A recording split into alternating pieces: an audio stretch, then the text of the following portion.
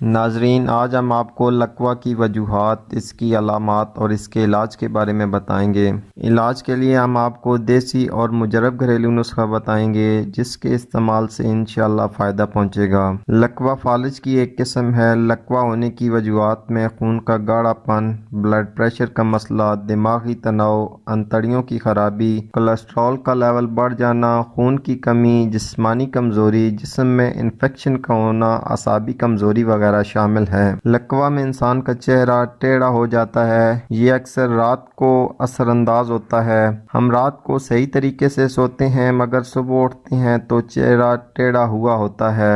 اس دوران منہ سے پانی بہتا رہتا ہے۔ کھانے پینے میں بھی بہت دشواری ہوتی ہے۔ لکوہ کے مریض کچھ تو بہت جلدی ٹھیک ہو جاتے ہیں لیکن کچھ کافی عرصے کے بعد ٹھیک ہوتے ہیں، لیکن چند ایک مریض تا حیات ایسے ہی رہتے ہیں۔ اس کی وجہ بیماری کا صحیح طریقے سے تشخیص نہ ہونا ہے، کیونکہ لکوہ کی بہت سی وجوہات ہیں۔ سب سے پہلے اس وجہ کو تشخیص کیا جائے تو اس کا علاج کیا جائے تو بہت جلد صحتیابی ہو جائے گی۔ چلتے ہیں نسخے کی طرف۔ نسخے کے لیے ہمیں دو چیزوں کی ضرورت ہوگی۔ پہلی جو چیز ہے وہ ہے ریٹھا۔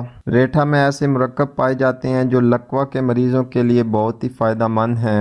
ریٹھا نہ صرف لکوے والے مریضوں کے لیے فائدہ مند ہیں بلکہ بڑی عمر کے لوگوں کے لیے بھی یہ کارآمد ہیں۔ یہ جسمانی کمزوری دور کر کے طاقت مہیا کرتے ہیں اور جسم میں نیا خون پیدا کرتے ہیں۔ دماغی تناؤ کو بھی دور کرتے ہیں اور جسم میں موجود زہریلے مادوں کو خارج کر کے جسم کو انفیکشن سے بچاتے ہیں۔